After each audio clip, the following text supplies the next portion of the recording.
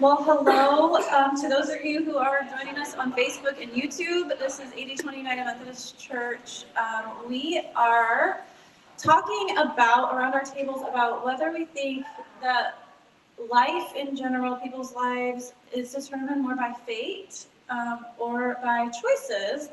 And this whole series that Yvette kicked off for us last week is all about freedom. This series is just called Freedom.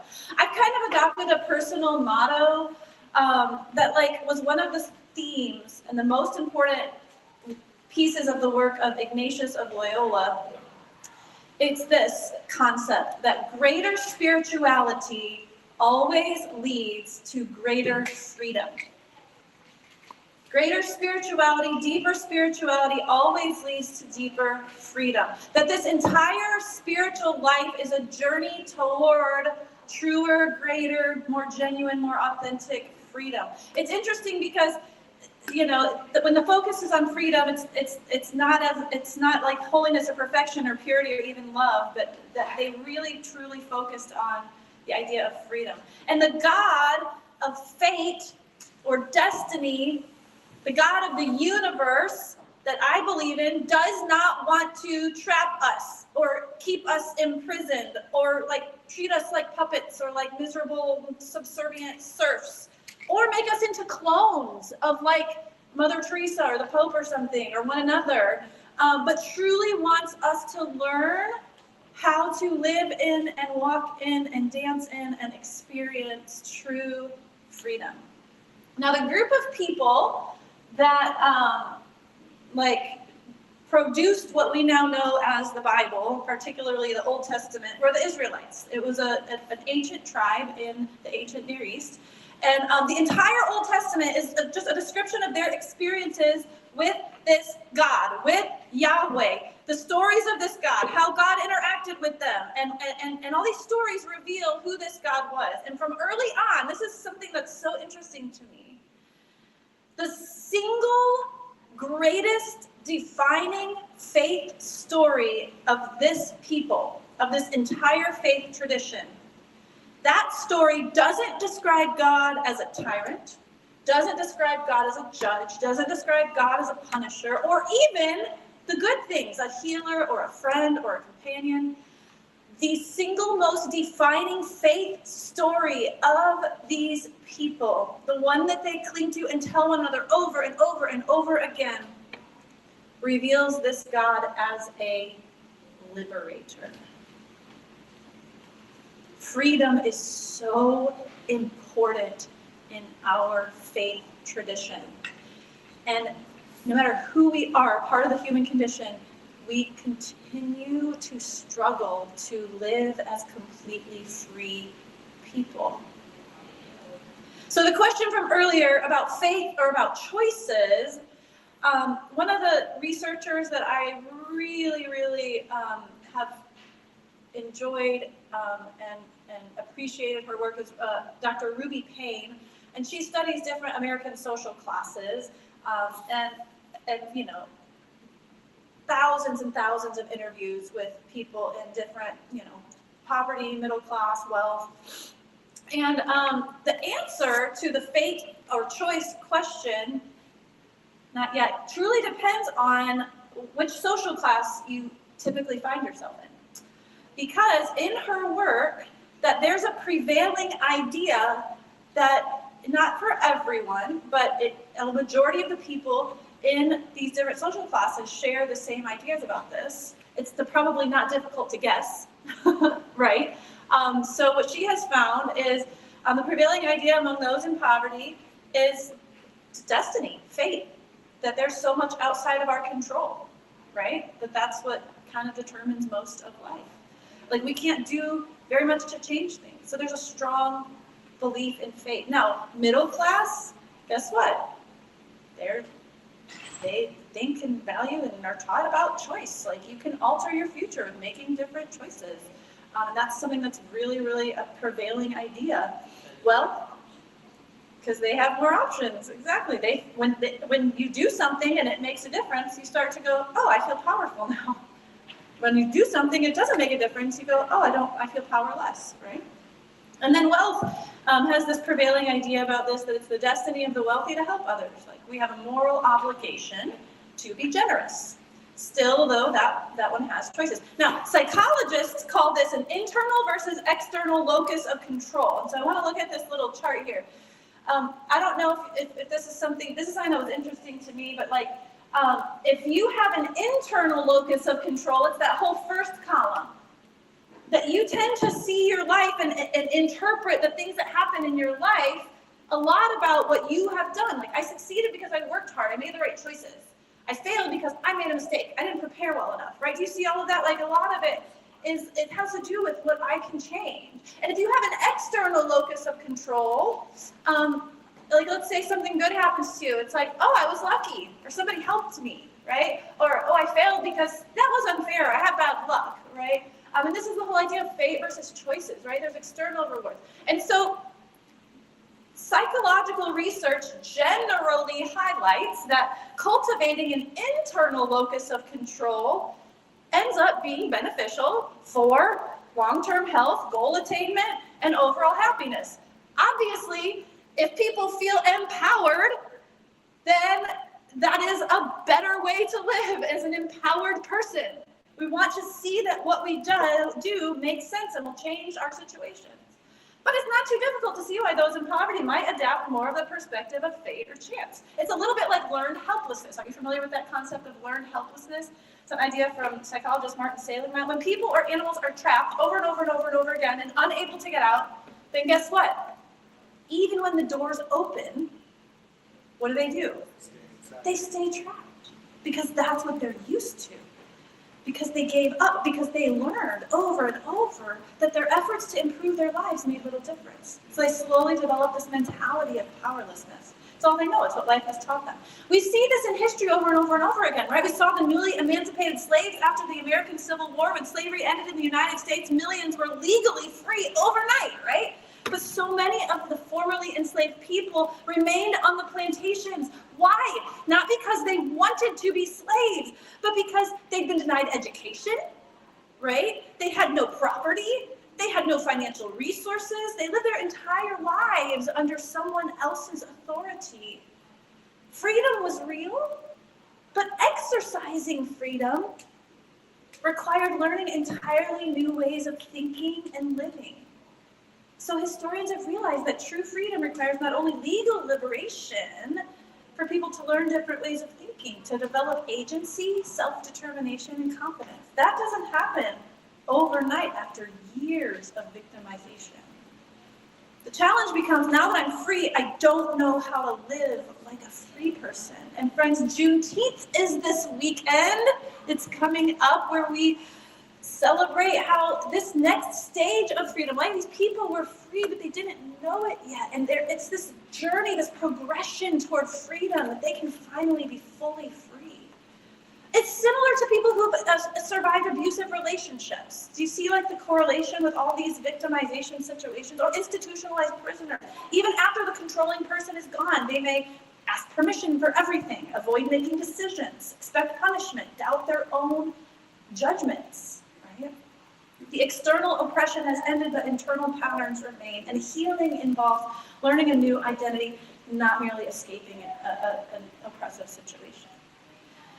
So when we think about all those, how does that apply to our spiritual lives? Do you ever think about how you and I, we live in a fallen world in so many ways? The effects of sin have so challenged our lives, have so wounded us, victimized us, put us in a sort of spiritual survival mode, even taken us captive. In a very real sense, each of us, all of us, not because we are particularly bad or evil, but because we share in this human condition, we stand in a place where we desperately need to be set free. And we can't set ourselves free. We can't escape our slave mentality we've lived in for so long. We have ups and downs, but we relive the same patterns. We can become slaves to our circumstances. We can become slaves to what others think of us, our need for validation, our drive to be accepted or loved, our desire for relief or pleasure or comfort. Or we can truly be slaves in this economy or to somebody who's overpowering us or discriminating against us.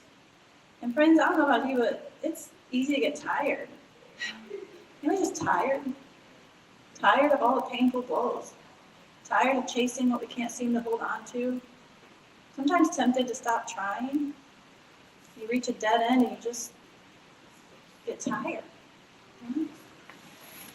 Our story for today helps us because it tells us what happened when the people of God were at a literal dead end. I love this story because, again, it is the defining story of the people of Israel. It's just such an exciting story. So I'm going to start to tell the story before the part that we are going to read today. Now, in case you're not as aware, I'm going to tell part of the story first. The people of Israel were living as slaves in ancient Egypt. They were literal slaves. Last week, Yvette told us the part about how God saw their misery, God heard their cries, God remembered God's covenant, and God sprung into action to set them free.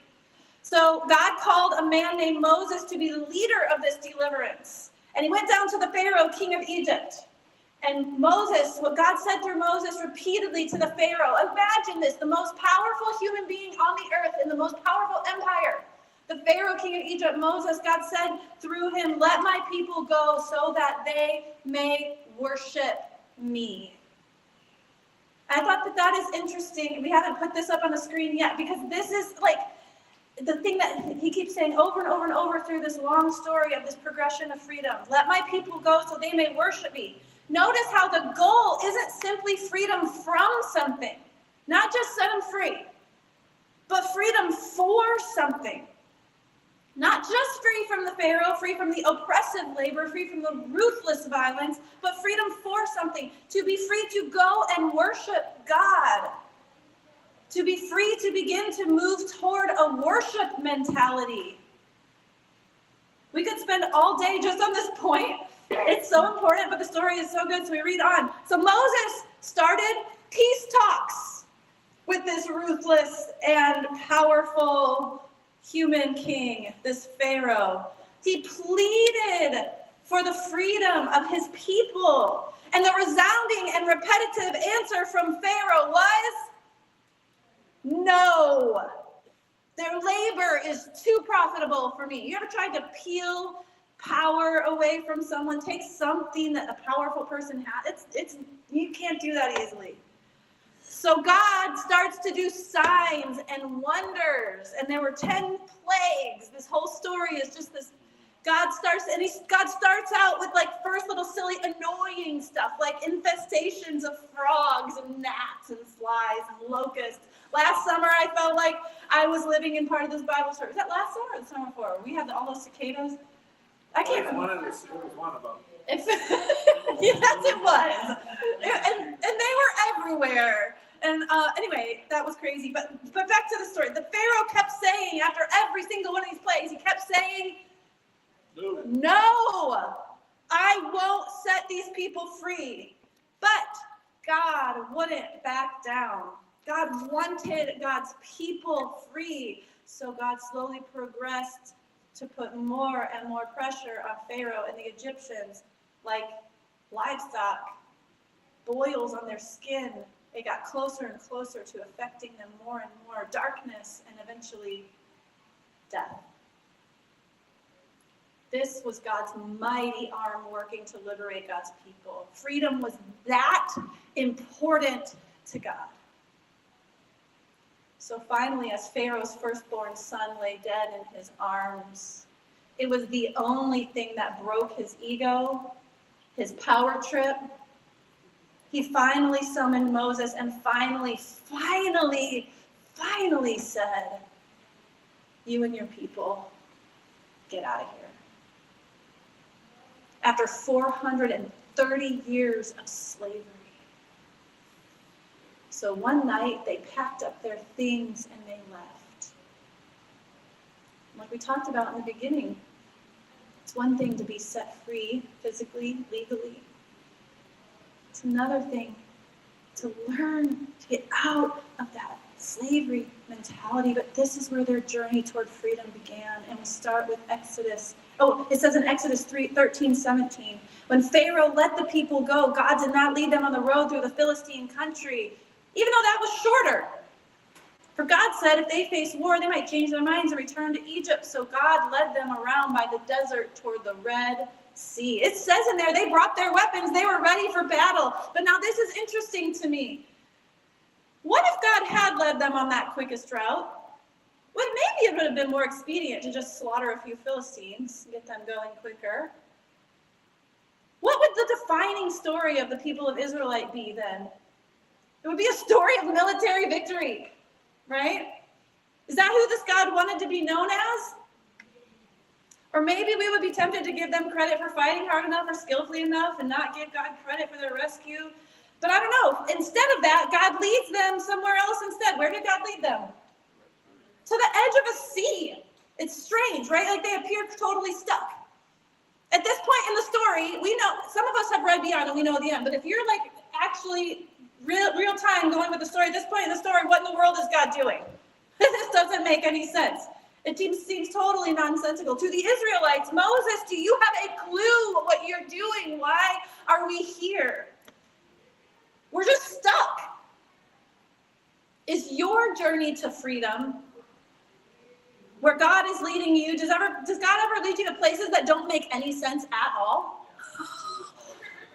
Like, wait, why am I here? Why did I take this detour? This doesn't feel like freedom at all. It doesn't seem like it's getting me anywhere.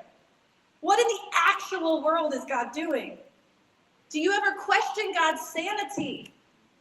Or do you ever question your sanity for following this God out there?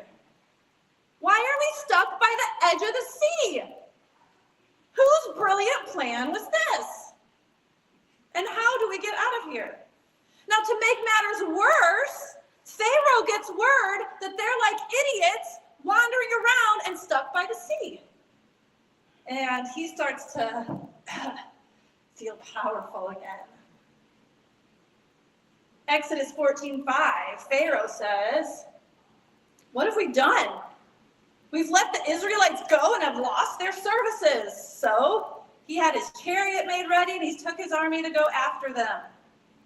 So on one side of the Israelites, 600 chariots show up with the most powerful king and the most powerful empire and the most powerful army in the known world at that time on one side. And on the other side of them, a literal sea.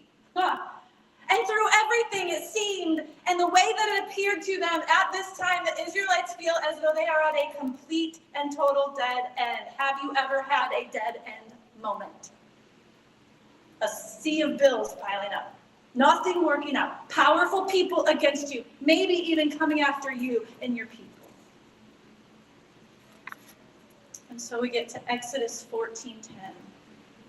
And it says, "As Pharaoh approached, the Israelites looked up, and there were the Egyptians marching after them, and the whole army. And they were terrified, and they cried out to the Lord. They said to Moses, 'Was it because there were no graves in Egypt that you brought us out to this desert to die? What have you done to us by bringing us out of Egypt? Didn't we say to you in Egypt, just leave us alone in our slavery? Leave us in bondage. Let us serve the Egyptians. It would have been better for us to serve the Egyptians than to die in the desert.' And Moses answered the people, 'Do not be afraid. Stand firm, and you will see the deliverance the Lord will bring you today. The Egyptians you see today, you will never see again.' Who will fight for you? The Lord will fight for you. You need only to do what? To be still. The Lord will fight for you. You need only to be still." When they are stuck, when they can't see the deliverance of God, when they still have a slave mentality, because friends, their minds are too small and too limited. Our minds are too small and too limited. Did you hear their complaints? Moses, why'd you bring us out here to die? Weren't there any graves in Egypt? What have you done to us? Now, part of you might say, oh my gosh, people, didn't you just see what God did for you in Egypt? All the signs, all the wonders, all the supernatural powers, all the frogs, all the plagues. Why are you still so afraid? Why are you still so victimized? Why are you still so small-minded? We are witnessing a slave mentality. Slave mentality keeps our minds on our problems. It looks for who to blame. It forgets the good things we've got going. After all, God is on their side. Slave mentality says it looks impossible. Worship mentality says nothing's impossible for God. Slave mentality says this problem is huge. Worship mentality says, but God is bigger. Slave mentality says, I can't figure this out. Worship mentality says, God already knows how God's going to rescue us. The call over and over and over in this faith tradition is just keep trusting God. Jesus says in Mark 10:27, with man, this is impossible. You're right. You're not wrong about that. You're in a pickle. Army on one side, sea on the other. With human beings, this is impossible.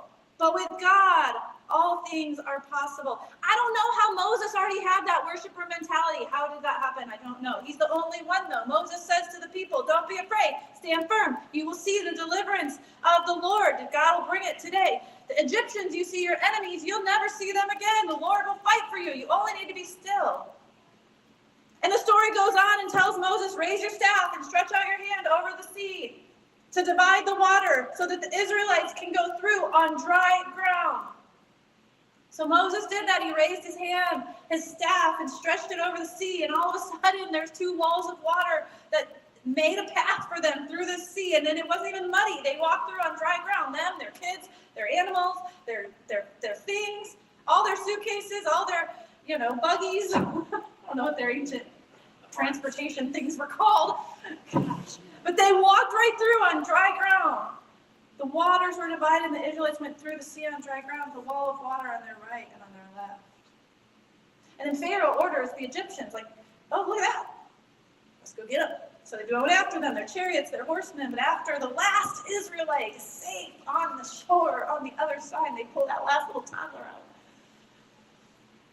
God tells Moses, stretch your hand up over the ocean again. And he did. And the waters crashed back together and drowned all of their enemies. The Israelites saw the mighty hand of God again that day. And the last verse of chapter 14 said the people put their trust in the Lord and in Moses, his servant. Finally, right? And this is so significant, but you know what the very next thing they do is? They worship. They sing and they dance. In chapter 15, guess what it is? It's a worship song, the entire chapter. I will sing to the Lord, for he's highly exalted. The Lord is my strength and my defense. He's become my salvation. Horse and rider, he's thrown into the sea. Our enemies are gone. No longer is the slave mentality focused on themselves and what they can see and what they can't do. The worship mentality is focused on God, and God is able, and God can save, and God can, and God did. They couldn't see it before. They couldn't see that before. Even though the reality was God was with them, God was powerful, God was able to save them, but now they've seen it again. But friends, before we criticize them for not being able to think in supernatural ways, right? Like they've got a powerful army on one side and a sea on the other. They're so stupid. Why didn't they know God would just open up the sea for them? Right? I mean, how can you know that? How can you imagine that? It's unimaginable.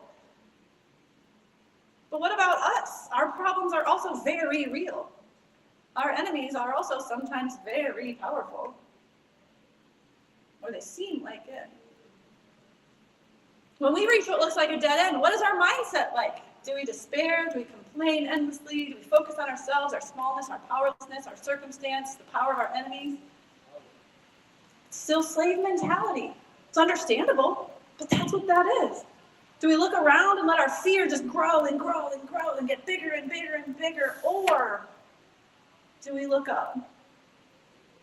No matter how things look, no matter how bad they are, do we trust God hasn't abandoned us? that God will rescue us. Somehow, God, I don't know, I can't see it. That is worship mentality. What if we started just praising God? Remembering all the things God has done before. God has done the impossible before. That God can do it again.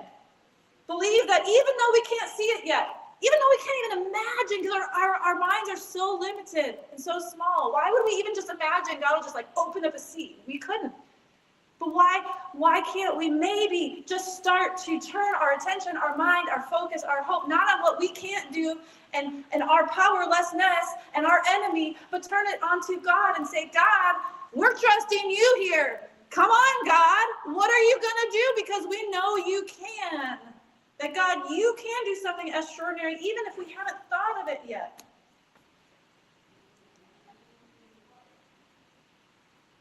It's hard to live like that. It doesn't make sense, logical sense.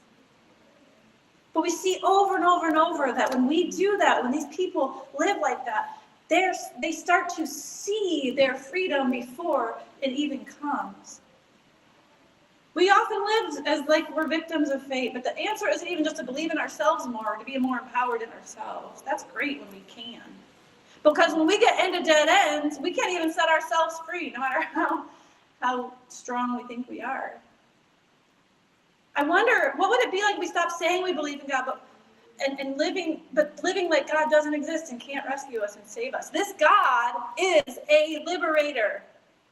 We sometimes live in the prisons we accept for ourselves. God is here. God can do it.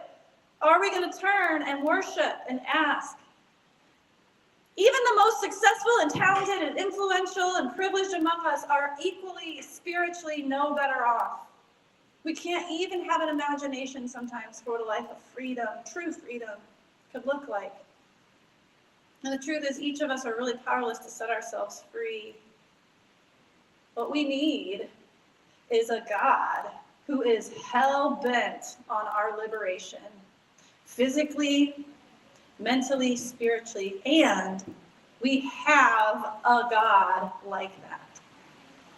When we turn our hearts and our minds over to worship and to trust and to faith to this God, we can be set free for a worship mentality even long before we're physically set free. And we can begin to already walk and live in that true liberation and freedom that's coming. Would you pray with me?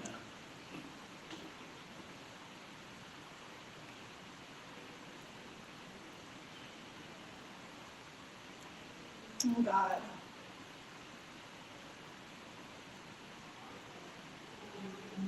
The God who saves, the God who liberates. Still, God, our enemies are real. The armies are real. The sea is real. The fear is real.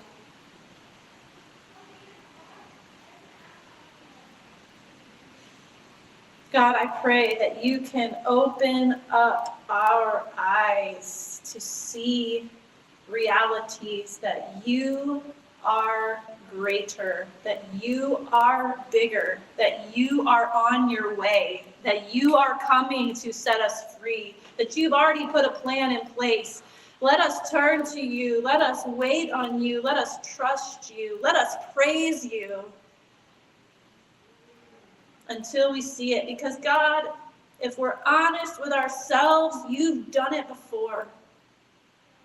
We've been with our backs up against the wall, and you've come in impossible situations, and you've opened up a way.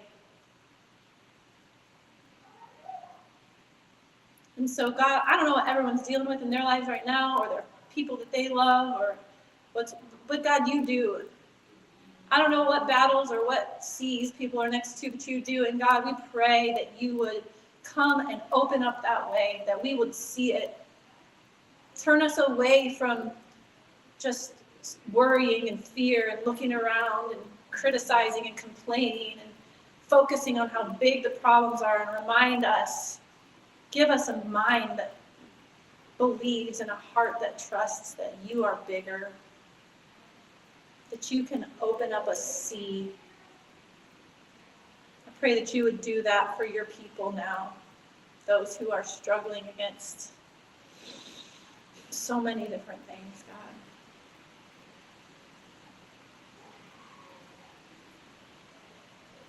Great liberator, come and set us free, that we may worship you and live in our authentic selves. I pray this in Jesus' name. Amen.